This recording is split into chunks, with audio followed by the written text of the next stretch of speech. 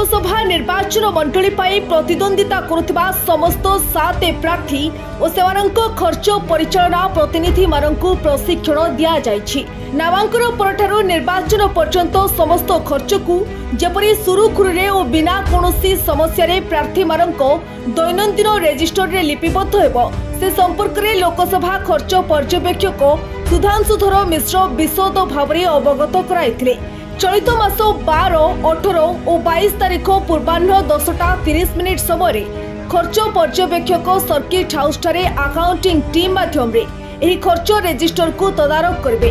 प्रार्थी माने निर्वाचन रे व्यवहार करुथिबा गाड़ी, शोभा यात्रा, प्रचार, मीटिंग आयोजन पई पूर्वरु अनुमति नेबा विधेय, प्रचार पत्र, लिफलेट इत्यादि प्रस्तुति समय संपृक्त प्रकाशक और मुद्रणकार नाम, ठिकाना और प्रस्तुत संख्या रहिबो। एहार खर्च को रजिस्टर रे लिपिबद्ध कराजिबो।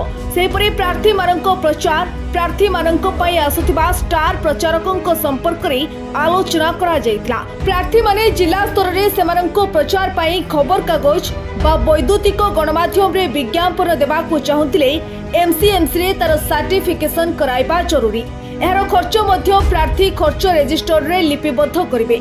उपरोक्त तारीख रे अकाउंटिंग टीम और प्रार्थी बा प्रार्थी मानक प्रतिनिधि उपस्थित रे ताहार तदारक कराजिबो।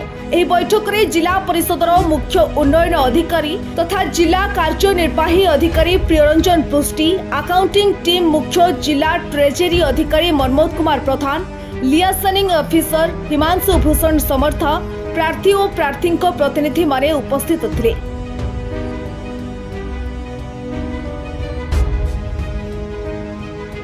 रिपोर्ट आरंभ न्यूज।